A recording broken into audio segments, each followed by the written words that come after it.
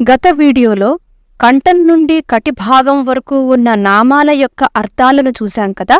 ఇక ఈ వీడియోలో శక్తి కూటమి అంటే కటిభాగం నుండి పాదాల వరకు ఉన్న నామాల యొక్క వివరాలను చూద్దాం.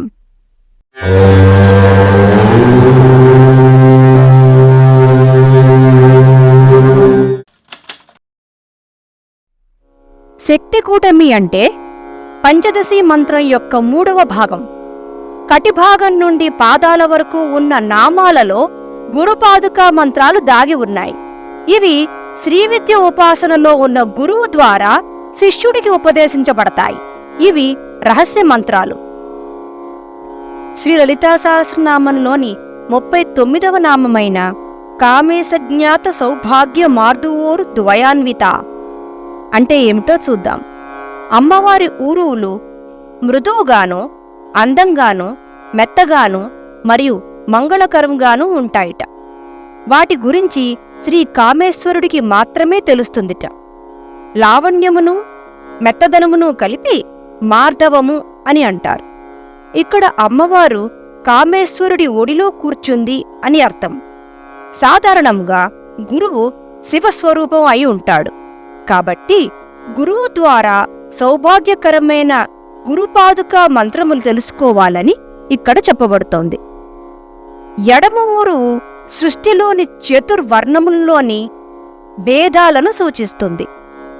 కుడి ఊరు పంచభూతాలను, మనస్సును, బుద్ధిని మరియు అహంకారాన్ని సూచిస్తుంది. ఈ నామాలలో అమ్మవారి తత్వము, శివశక్తైక్యము చెప్పబడుతున్నాయి. శ్రీ లలితా సహస్రనామంలోని 40వ నామమైన మాణిక్య మకుటాకార జానుద్వయ విరాజిత అంటే ఏమిటో చూద్దాం. అమ్మవారి మోకాళ్ళు మాణిక్యములతో కూర్చబడిన కిరీటాల్లాగా అంటే టోపీల్లాగా ఉంటాయట. మోకాళ్ళు కఠినంగా ఉంటాయి కాబట్టి అలా పోల్చారు. శ్రీ లలితా సహస్రనామంలోని 41వ నామమైన ఇంద్రగోప పరిక్షిప్త స్మర తూణాభజంగిక అంటే ఏమిటో చూద్దాం. అమ్మవారి 2 కాలి పిక్కలు మన్మధుడి అమ్ముల పొదిలాగా, ఆరుద్ర పురుగులులాగా ఎర్రని కాంతితో ప్రకాశిస్తున్నాయిట. ఇంద్రగోపములు అంటే వర్షాకాలంలో పుట్టే ఎర్రని పురుగులు. అమ్మవారు ఆవిర్భవించినప్పుడు అమ్మవారి తొడలు, పిక్కలు వరుణుని తేజస్సుతో ఆవిర్భవించాయట. ఇక్కడ ఇంద్రగోపములకు మరో అర్థం కూడా ఉంది. ఇంద్రగోపములు అంటే మంత్రాలు. అమ్ముల పొదిలో బాణాలు ఉన్నాయి అంటే ఇక్కడ మరోసారి మహాగురుపాదుకా మంత్రముల గురించి చెప్పబడుతోంది. అంతేకాకుండా అమ్మవారు మోక్షమిచ్చి రక్షిస్తుంది అని కూడా ఇక్కడ చెప్పబడుతోంది. శ్రీ లలితా సహస్రనామంలోని 42వ నామమైన గూఢగుల్ఫ అంటే ఏమిటో చూద్దాము. దృఢమైన చీలమండలు కల అమ్మవారు అని అర్థం. ధ్యాయేత్ పద్మాసనస్థాం అని అన్నప్పుడు అమ్మవారి చీలమండలు కనపడవు, కప్పబడి ఉంటాయి అంటే గురుపాదుకా మంత్రాలు రహస్యాలు అని మరోసారి ఇక్కడ చెప్పబడుతోంది. అమ్మవారిని ధ్యానిస్తే రక్షింపబడతారు అని కూడా చెప్పబడుతోంది. శ్రీ లలితా సహస్రనామంలోని 43వ నామమైన కూర్మపృష్ఠ జయిష్ణు ప్రపదాన్విత అంటే ఏమిటో చూద్దాం. తాబేటి వీపుడిప్ప కన్నా గొప్ప మీగాళ్లు కలది అని అర్థం. చతుర్దశ భువనాలకు అమ్మ రక్షణ కల్పిస్తోంది అని అర్థం. పాదం యొక్క పైభాగాన్ని ప్రపదం అని అంటారు. అలాగే ప్రపద అంటే మహావాక్యములు అని కూడా అర్థం. ఇవి కూడా గురుపాదుకా మంత్రాల విశేషాలే. అలాగే ప్రపదం అంటే రక్షాస్థానము అని కూడా అర్థం. అన్ని లోకాలకి రక్షాస్థానములైన పాదములు కల తల్లి అని అర్థం. ఆదివరాహ అవతారంలో విష్ణుమూర్తి పర్వతాన్ని పైకి లేపినట్టే సంసార సాగరంలో మునిగిపోతున్న జీవులను అమ్మవారు ఉద్ధరిస్తుంది అని అర్థం.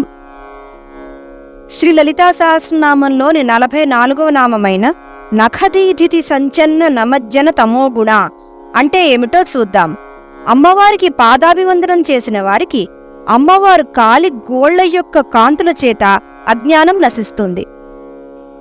అమ్మవారికి మణులతో కూడిన కిరీటదారులైన దేవతలు కూడా పాదాభివందనం చేస్తారు. అప్పుడు అమ్మవారి గోళ్ల నుండి వెలువడే కాంతుల ముందు దేవతల కిరీట కాంతులు వెలవెలబోతాయి. అంటే అమ్మవారు దేవతల అజ్ఞానాన్ని కూడా తొలగిస్తుంది. పద్మపురాణంలో నారదుడు పార్వతి యొక్క సాముద్రిక లక్షణాలను వివరిస్తూ ఇలా చెప్తాడు: ఈమెకు భర్త జన్మించలేదు. ఈమె చేతులు ఎప్పుడూ ఎత్తబడే ఉంటాయి. ఈమె పాదాలు తన కాంతులచే ఎప్పుడూ వ్యభిచరించునవిగా ఉంటాయి అని చెప్పాడు.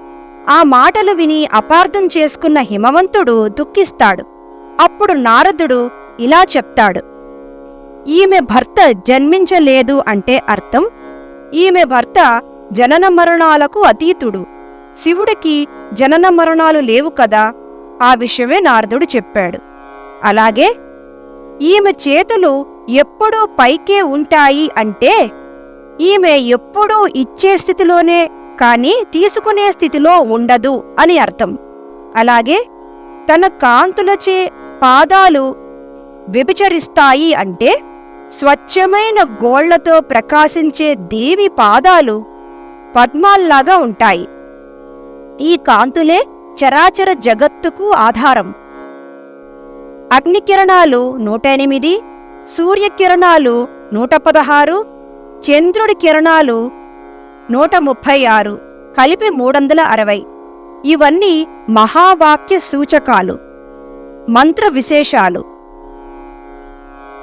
శ్రీ లలితా సహస్రనామంలోని 45వ నామమైన పదద్వయ ప్రభాజాల పరాకృత సరోరుహ అంటే ఏమిటో చూద్దాం.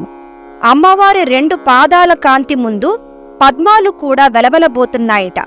సరస్సులాగా ప్రవహించే సంసారములోంచి పుట్టిన అజ్ఞానము అమ్మవారి పాదాలను ఆశ్రయిస్తే తొలగిపోతుంది అని అర్థం.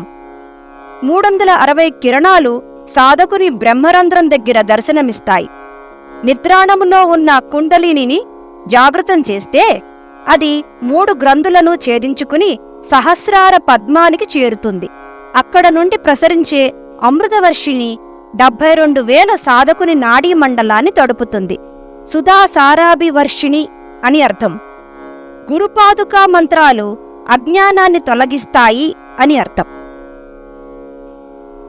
శ్రీ లలితా సహస్రనామంలోని 46వ నామమైన సింజానమణి మంజీర మండిత శ్రీ పదాంబుజ అంటే ఏమిటో చూద్దాం. అమ్మవారి మంజీరాలకున్న మణుల కాంతులతో అమ్మవారి పాదాలు ప్రకాశిస్తున్నాయట. మువ్వలున్న గజ్జలను మంజీరాలు అని అంటారు. అమ్మవారు నడుస్తున్నప్పుడు ఆ మువ్వలు చిత్రమైన ధ్వనులు చేస్తూ ప్రణవనాదాన్ని మరిపిస్తున్నాయట. మువ్వల ధ్వనులు అంటే మంత్రాలు. అమ్మవారి మంజీరాలు కాది హాది విద్యలను సూచిస్తున్నాయి. పంచదశి మంత్రం కకారంతో మొదలైతే కాది విద్య, హకారంతో మొదలైతే హాది విద్య అని అర్థం. ఇంద్రుడో చంద్రుడో మనువో కుబేరుడో మన్మధుడు మొదలైన వారు కాది విద్యను ఉపాసించగా, విష్ణువు లోపాముద్ర, సూర్యుడు శివుడు మొదలైన వారు హాది విద్యను ఉపాసించారు. సింజానములు అంటే మంత్రములు అని కూడా అర్థం. ఇక్కడితో అమ్మవారి రూపవైభవం పూర్తయింది.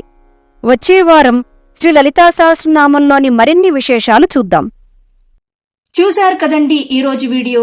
ఈ వీడియో మీద మీ అభిప్రాయాన్ని కామెంట్ల రూపంలో తెలియజేయండి. మీకు ఈ వీడియో నచ్చినట్లయితే లైక్ చేయండి. మరింత మందితో ఈ సమాచారాన్ని పంచుకోవాలనుకుంటే షేర్ చేయండి. అలాగే మొదటిసారి మా వీడియోని ఎవరైనా చూస్తున్నట్లయితే సబ్స్క్రైబ్ చేయడం మర్చిపోకండి. మళ్ళీ వచ్చే వీడియోలో కలుద్దాం. అంతవరకు మీ వద్ద సెలవు తీసుకుంటోంది మీ మానస.